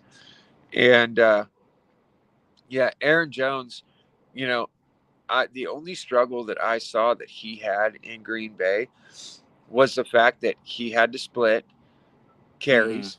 And man, when he had to shine, when he did shine, and when they did give him opportunities, it didn't matter if it was running or catching. He was doing everything that Green Bay needed him to do to catch up, to get back, to do. And I just think he's an unbelievable talent. And I think that now, I think they were anxious to get him and got him for a reason. So the way he's going to be utilized is going to be, I think he's excited to be there. And then you add that confidence and that, excitedness to be in a new scheme. I just think that that's going to add to the fact that he's going to have, an even better season. And then Alvin Kamara, however you want to say Kamara, tomato. He's coming off of a fantastic season. And, he didn't go anywhere. He's right where he needs to be. He's right what he's doing, what he knows. And, it's just going to be a matter of staying healthy and getting that, the share. Yeah. What about? All right. Here, I'll get back to that though. What do you think, Justin? What are your thoughts on this? I love it. I think again, like Ramondre Stevenson, I think Aaron Jones is walking into a perfect situation where he'll be JJ's best friend coming out of the backfield, and he's got a lot to prove being just dumped by the Packers. I mean, since I'm up here in the North, in the NFC North, there's a lot of talk. He's got a lot of fire in him in his belly that he's got a lot to prove that he wants to show in Minnesota. So I think, especially those games against the Packers, I can see him just exploding for his usual self. And then Yeah. what's crazy is a lot of these 12-team dynasties that I'm doing, I'm getting 2 or 3 of these guys mid rounds on my team. Like, it's crazy. I'm a huge like champion of the veteran running back, and most of these guys, I'm like, if I'm going like wide receiver early on, like getting the CDs or the Tyreeks or whatever, like a lot of my drafts in the fifth, sixth round, if I'm up close to the turn, I'm getting one or both these guys, and I'm happy because I'm getting a star wide receiver and I'm getting veteran running backs that are going to be workhorse putting up points because they're all in great situations. I think Mixon's going to be in a better situation in Texas than he was in Cincinnati. Like he's going to feast, and I'm waiting to see about the Kamara situation because I see he's not reporting to OTAs, but I think he'll be fine. He'll do his usual Kamara self. Yeah. But out of all these running backs here, I mean, Aaron Jones is my champion. I get him when I can every year, all the time, because I love that potential, and it's worked out for me. Despite the 1 year he's been hurt, Yeah. more 9 times out of 10, he's been the guy that's put me over the edge of my weeks to help me get a win because he's just got that edge of getting multiple catches out of the backfield, multiple touchdowns, and I think his biggest hindrance is now gone. Where in Green Bay he had to split the load a Dylan. lot because they tried to force the AJ Dillon situation, and now he's just gonna. Well, they have Tyson Chandler, which is a very respectable second-year running back, and backing him up. Not But AJ Dillon though. yeah, Yeah, no, Ty Chandler's definitely going to be, but still, I agree. Let me ask you this though before we get to like the top five. With these guys though, like you guys said, they're gonna get you points. You know what I mean? If you're able to get these guys, are you then trying to grab their backup, or are you still just kind of going for the best players that you see? Like, does it change your strategy if you're able to get one of these guys? Do you try to ride that train, knowing they may get hurt? You know what I mean? They usually get hurt. I usually wait to grab the handcuff later on in rounds, and I do try to grab a guy that I know is going to get the better situation right off front. That's just, that's the game we play is, we want the most points that we can get on a weekly basis from our roster, but if that handcuff is still available in that 8, 9, 10 round, even 11, 12, even up there, you still want to grab that handcuff, man, always. But, in this situation, these are the guys that are going to be available together. And depending on where your pick is at, if, you got, say you started off and, you took, say you started out and you took a number one running back right off the gate, and you ended up with somebody fantastic, and then you took a wide receiver in the second just to even it up, you're still going to end up with a starter in the third and fourth round, and then that way, later on you set up to grab that handcuff even earlier. But I mean, they're still, like he said, in the fifth and sixth round, these guys are still available, and they're starters. They're viable every week to be RB1, so they are, but there's certain levels though. I feel like they are all starters for sure, but there's certain cutoffs where it's like, no, like this guy is just gonna get you that half point, that point or two more consistently every week, and then it drops off drastically. I feel like too. Also, but at least they're getting you that 1 or 2 points. Unless the other guy gets injured, the handcuff is getting you no points. True.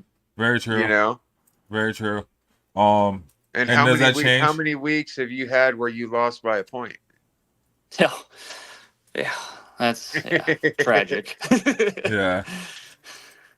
But I mean, does that change whether it's like a redraft or fantasy though? Like, or dynasty, I mean, like, and dynasty, like, are you thinking towards your future in your draft? Does it get to a certain point where you're like, hey, well, maybe this player will pop next year. Maybe I should grab this player right now while I can, like, well, I guess, and that's why dynasty is such a fickle beast, because longevity is the name of the game.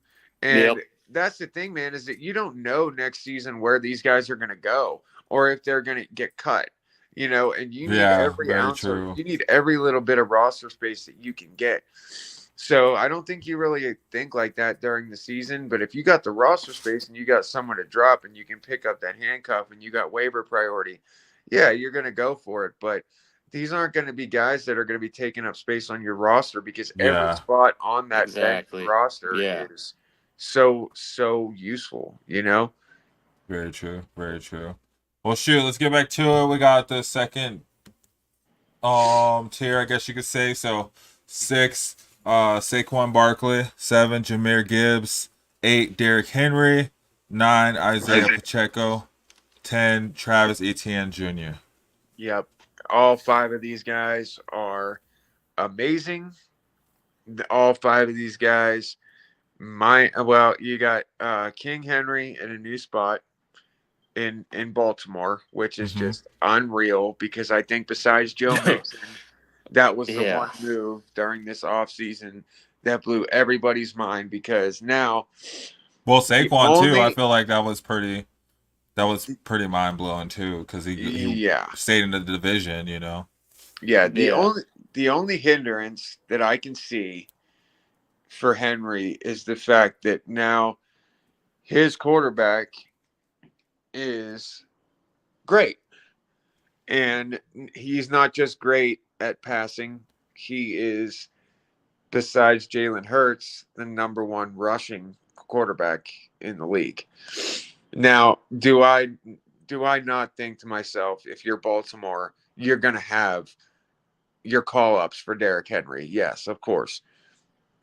But I think that the fact that, you know, check downs might not be so much of a thing, so he's gonna be that ground and pound. I Yeah. mean, but he's still they're gonna make him so much a part of that scheme that you're not gonna have to worry about it.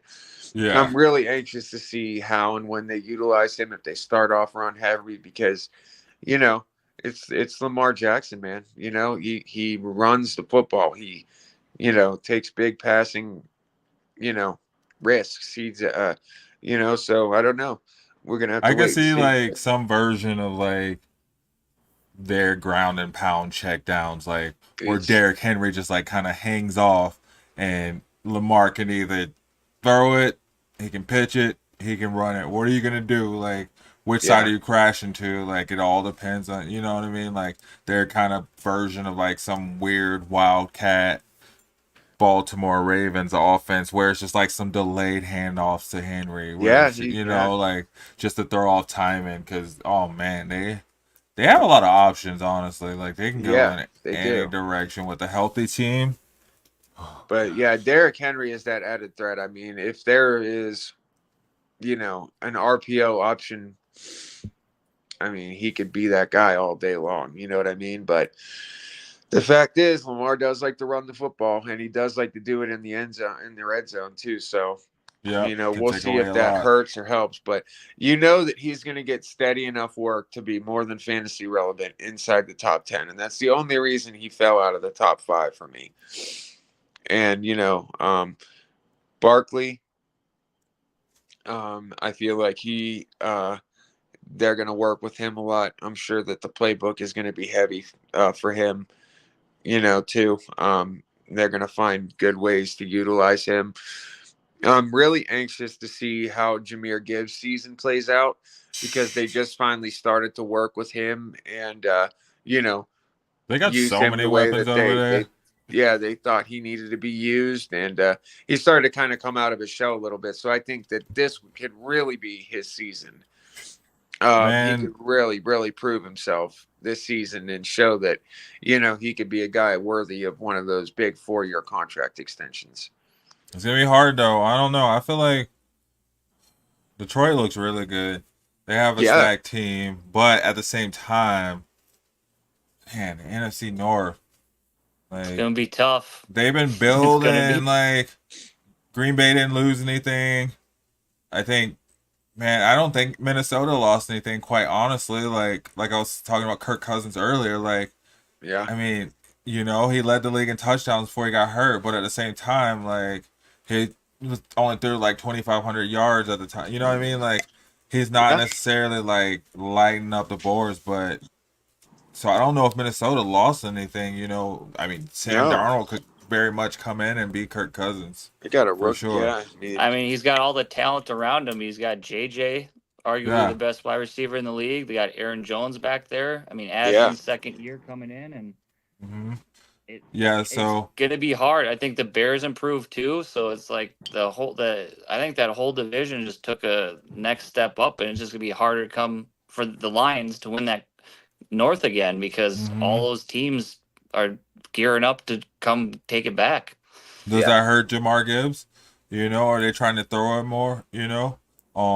From what I've been following as a Lions fan, I think if you thought he was a problem last year, he's going to be a problem this year for everybody in that division. Like a whole nother year of JMO coming out of the backfield doing jet sweeps. Who knows if they put Gibbs in the slot? Like they view him as a weapon up there and not just a running back. So, That's yeah. good. He's a and gadget I guy. think having Montgomery there another year helps because it's less wear and tear on Gibbs. I think that's probably my biggest concern with him is health, longevity, because I don't Yeah, know if he can go a full 18 games this season, especially in that division where they hit hard and it gets cold later on in the year. yeah, So I think he has got potential to raise up and take the running back level to a whole another gear. But at the same time, I mean, everyone else in that division just got better and like reinforcements came. So I think out of that division too, anybody who does well or whatnot, it holds a little bit more water than other divisions because the type of competition they're playing through. yeah. Absolutely, absolutely. Yeah. No, I love the Lions and the way that they're looking, man, and the way that they're poised to do what they can do. Mm, As long as coaching is right and they utilize. I think they can do good in the division. But yeah, I mean, second half of the season, you're definitely going to see who's still standing and Hmm. who's healthy. And I'm obviously anxious to see Amon Ra and what he does in this season. man, Is this Amon Ra's third or fourth season? I I think it's his think, third season. Yeah, yeah, he yeah, just This is got a like, bag too. yeah, I think it's his third or fourth. they're paying all those guys over there. They're not gonna have money to give anybody. Yeah, and that's kind of their philosophy, their culture is they pay within. They don't really spend big in free agency. They I don't know trust about the the people. Jared Goff deal though. I don't know. I don't believe in Jared Goff, but that's neither here nor there. It's not on Hmm. record, so it's good, right? Yeah. yeah. Nah. Um.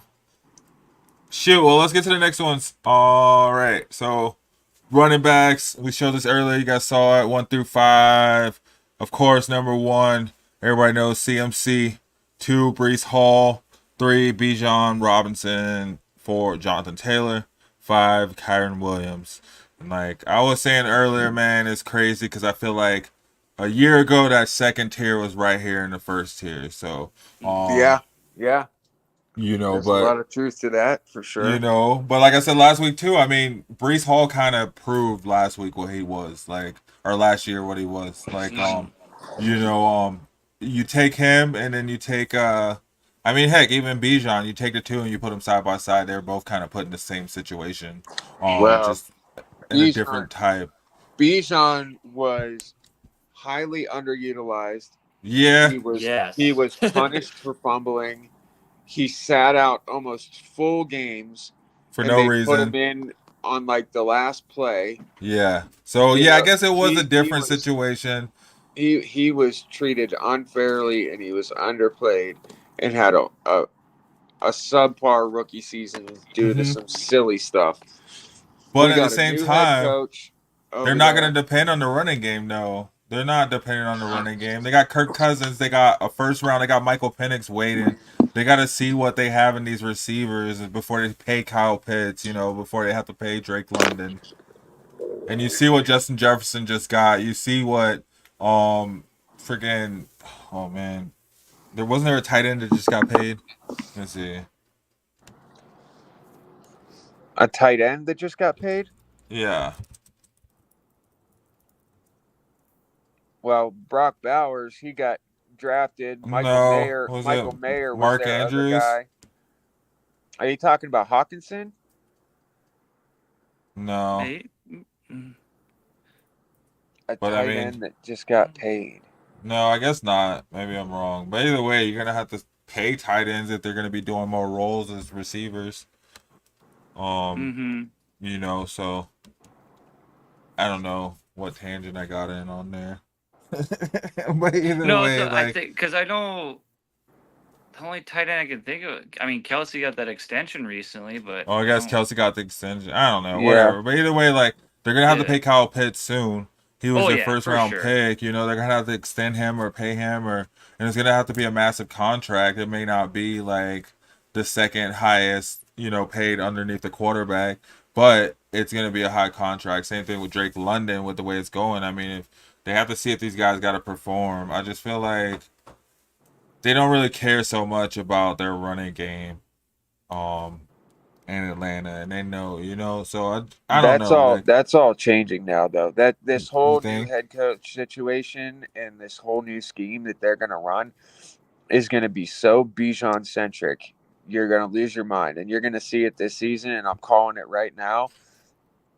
He's my number 3 spot for a reason, and it's because he's going to be up there. He's going to be that guy. He's Mm-hmm. going to put those numbers up, Okay. and it's going to be a combination of running and catching the football. And they're going to Mm-hmm. use him the way that he needs to be used. He's young, he's fresh, he's got the legs, he's got the hands. Red zone situations, I'm telling you right now that you're going to want Bijan in your starting lineup every week this season. Okay. Mm-hmm. Okay. Well, And you a guys good heard it handcuff here. to have with Bijan would be grabbing Tyler Algier late in the drafts because he But was a you think 1,000-yard so? I rusher feel last like year. that goes back to what Shawnee says though, like eating up a space. Like, you think it really is a good handcuff to have? Yeah, I do. I think he's a good handcuff to have because he's proved fantasy relevance and that he's proved that he's done it before. There's been weeks where Algier's been above Robinson, but I just think Truth. that's because the utilization was off. Yeah, that was Arthur Smith. I think with this new head coaching scheme, I think it's going to be more Bijan relative, and Mm-hmm. you might but he is a fantastic example of a handcuff that you want, especially if you can spend a later round pick. Yeah, Absolutely. Okay. like I Absolutely. think what they're gonna try to use Bijan a lot, like how CMC is used with the 49ers. I think he's Yeah. just gonna. It's the whole offense down there's gonna be Bijan and then everybody else. Yeah, I think so. I think so too. Yeah. And I mean, Brees, he just proved himself last season to be that guy. He is that Yeah. guy. I That's what I was mean, saying. Like, he proved he's that guy. and Yeah. Kyron Williams, I love him. It took him a while to get going, but he's just proof of one of those of one of those running backs who's like, there was so much hype on him. Shefty was so high on him in his rookie seasons with LA and everything, and then he came out and he barely got any utilization, and when he did, it didn't look good. And then all of a sudden, last season, he just comes out of his shell and he vultures and he starts to kill it. Now, he had some injury issues. I'm still a little concerned with that, but can he stay healthy? And if he can, he's definitely going to be a top 5 guy again. Absolutely. 100%. Do you think that with them drafting Blake Corum that could eat into his workload from being a top 5 running back this year, or it's I too think soon for Blake? I think that Corum, if he gets the utilization, it's going to be because he's hurt. I think that they're going to have Okay. Corum do a lot of studying. Yeah, which is smart. Yeah, I think it's going to be a learning season for Corum. I think he's going to, be there to watch and, kind of, see how this, offense is put together and what they do. Um, will he get chances? Probably. I don't see why he wouldn't. Because Kyron did when he was a rookie. When they drafted Mm-hmm. him, he was that guy. But like I said, they never threw him into the mix to the point where he was fantasy relevant or making a difference. And if anything, it started to hurt more than help. So I think they kind of do the same thing with Corum. And then, I mean, if we get into Jonathan Taylor, I mean, the proof is in the pudding with Taylor. Um, Yeah. it's kind of just like what he's capable of, and when he is, it's kind of unreal.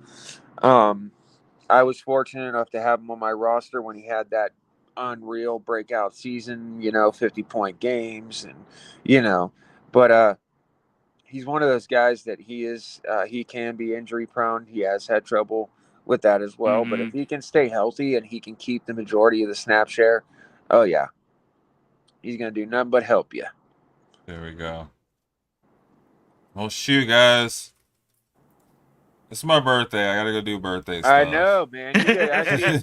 My Absolutely. boy, my Celebrate, my man. boy's like over there. He's like subtly drinking on a red stripe. Yes, Got a little sir. LB going. I'm Hey. like, I wanted to do a big shout out at the end. I wanted to pretend like I didn't know, and I didn't. And then I was gonna do a big shout out at the end, but you had to bring it up. Couple red stripes. I was like, oh, I gotta bring it up. Oh man, No. if it wasn't for Sed over here, guys, this podcast wouldn't be a thing. He came Absolutely. to me. He was already a part of the Shady Sports Network, and everything that goes into this, is because of him. I do like to put information together, and I do like to help as best I can. And he does like to make it seem like it's the Shawnee show, but I'm telling you right now that this man up here, he's not only a great friend, has been for a long time, but he knows what he's talking about on this tip too. So if I'm not always here, or if I don't always get to dip in, man, don't think that just because Shawnee's not Get you here, this some show music. is we're a 1-2 punch. We are that backfield. We're fantasy relevant every week. Hell yeah. And yeah, man, I love you with all my heart, Jam. Happy birthday, bro. Thanks, man, and yeah, man, and likewise, happy Father's Day. Thanks for you keep it going as well too. I mean, you bring all this info, and Justin, man, I mean, whenever you want to come on, Feel free, man. Absolutely. Just throw out the invite. I'll be more than happy to join you. Yeah, it was great to definitely, have the definitely. insight and somebody else on, man, for sure. Yep. And that's the whole reason is like, like Shawnee said, we love fantasy football. So, Mm-hmm. thank you guys for like listening to us and entertaining us as well, with the questions, bringing us your teams. It's good to see these different insights. And I mean, it helps me like prep my team. I'm like, oh shoot, like somebody was just talking about this trade. I'm not going to make this trade. You know what I mean? Like, um, Yeah. and Been just to there. see like, cause yeah, we all watch the same games, but we watch it from different angles, and we have different motives and different, ideas behind it, and it all works towards the same goal in fantasy football. Like, we're all trying to win our leagues. Like, I mean, I hope so. Like that's Yeah, my Should be the goal. Is to goal. that's like, what we're here to help. yep. We're here to help you get that championship, man. And we love to hear about it. So you guys, feel free to drop in, drop notes, let us know. Hit us up. You can reach me at 303 Bandwagon. You can find Shawnee on Facebook and Instagram. Justin, if you want to leave your tags in the chat, if you want to shout it out, whatever is best. I mean, feel Perfect. free to Yeah. reach out. We're all in the Sleeper app too. Yeah. So yeah, if you want to drop your socials there, Justin. Yeah. I mean, I'm in the sleeper app as Teixeira. I mean, emails at Teixeira91@gmail.com. Otherwise, I'm mostly on those two things primarily, but I'm getting more and more into the social media. I kind of cut it down there from all the other stuff. It's easier to manage, especially doing as much fantasy I do. If I keep it down to those two there, it's a lot. Because I like to get back to people too when they reach out and whatnot, Yeah. and genuinely give them my responses and my answers and my input. Yeah. So Yeah, man, and I feel bad I couldn't stay in your league. I got in there. I was like, I don't have the mental capacity to do another no, league. it takes a bunch, yeah. And It I takes. wanted to reach out to you, just be like, hey, your arms open, doors always open for you if you want to come back. And I Hmm. respect your decision. You got what you got going on here too, which is important. Hmm. So, I'll because be it is a back lot. though. Like a league that size takes a It's lot of focus and a lot of concentration. And when you're in X amount of leagues and you're doing this podcast on this network and whatnot, it can add up. yeah, Shawnee. This was a 32 team league, full team, offense, defense. I think the Mm-hmm. only thing you didn't have was like linemen. Yeah, Nope, we had 32 DLs. team. You started 2 defensive linemen, 2 linebackers, Yeah, 2 IDPs, and then you had a 25 player bench and you started 17. And there's 3 taxis. That's insane.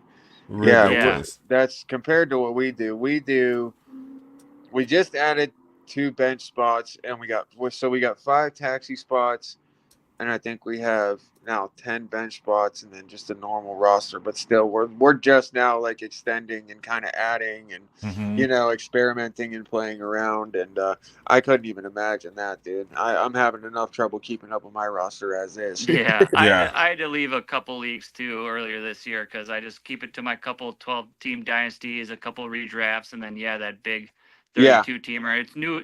I like to try new formats and things and see how it works, and it really kind of morphs on its own to how I form my opinions on fantasy because I have that kind of a crazy league, but then I also have the home 10, 12 teamers that I can put as in like give me more of a perspective of where I'm drafting people, who I'm drafting, how I value and what yeah. I value where.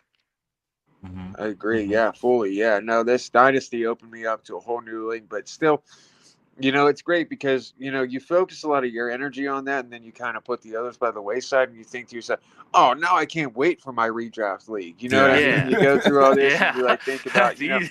and even in a keeper league, you get to keep a couple guys, and keep Hmm. messing around. So I mean, yeah, it's definitely fun to play with new formats and you know everything involved, and that's why fantasy is so fun because yeah, everybody thinks it's just this basic thing, but if you really get down in there, I mean, it can Oh, take over.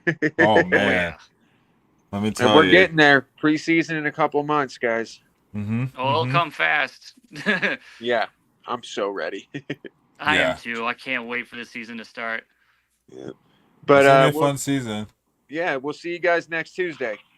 Yes, yes. Catch us Awesome. next Tuesday. We'll be doing the quarterbacks and tight ends and touching on other positions as well. Just kind of, Yeah, I made a quarterback list, a running back list, a wide receiver list, a linebacker list, a defensive lineman list, and my defensive back list, all top 25. So Mm-hmm. Dang.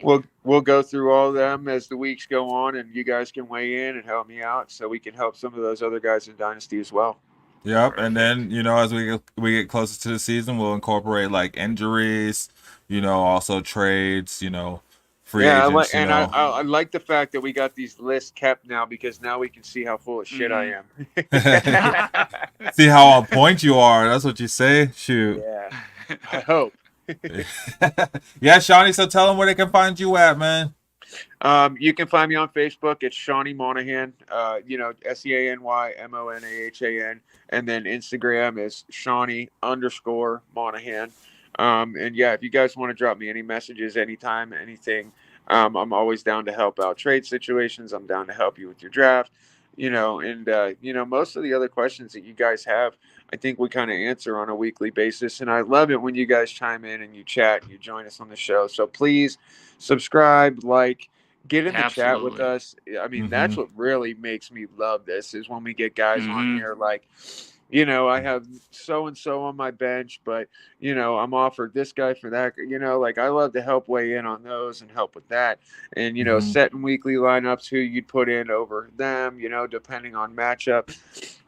Join us on the chat here, and even if you drop us a line beforehand and you want to get on the show and you got a special topic or a team you want to talk about, anything you want to do, man, we're open to it. So Yep. we're here for the fan, we're here for the fantasy manager, we're just here for you guys. So please, yeah, drop us a line. Yeah, I think we could do like I don't even know, like 15 people on at once or something like that. So we'll get a round table Chaos. going. That'd Yeah, be epic. we'll get a fantasy round table going. I want to say too, we had it shows we have 26 live viewers right now, and I think that's Hell pretty yeah. cool. Like it's I've seen it. We watched it grow. We had like 3 or 4 people, but we consistently had over 20 people watching tonight. So personal goal, I want to grow that to 100 by the time the season starts, which is cool. We're doing this every Tuesday at 6 p.m. Mountain Standard Time, here on YouTube, all the social medias, on the Shady Sports Network, Shady Sports Mile High, or Shady Sports Fantasy Reports. Got so Yes. many shows get them mixed up. But Shady Sports Fantasy Reports. You can find it on YouTube, our playlist. You can find it on the Facebook. We'll post it up. We'll keep it up. But every Tuesday at 6 p.m. So I want to get to 100 live viewers. See if we can get that going and just get people. I want to see our comments going chaotic. That's what I Yeah. want. Maybe not get so many people in the round table starting it. We'll get as many as we can. But I really want to see the chats blowing up. Show us your teams as we get closer to the season. We get closer to the drafts coming up. So let's get these strategies down and get these championships. I want to hear about your leagues too. So let us know. Hit us up. Thank you guys for watching. You guys got anything else? No, you nailed it on the head. Happy birthday, bud. Heck yeah, thank you guys. Thank you. Happy Father's Day to all the fathers out there. Don't forget to follow, like, subscribe. Please tell your friends. Let's get it going. Have a great one, guys. Peace. I'm a game changer.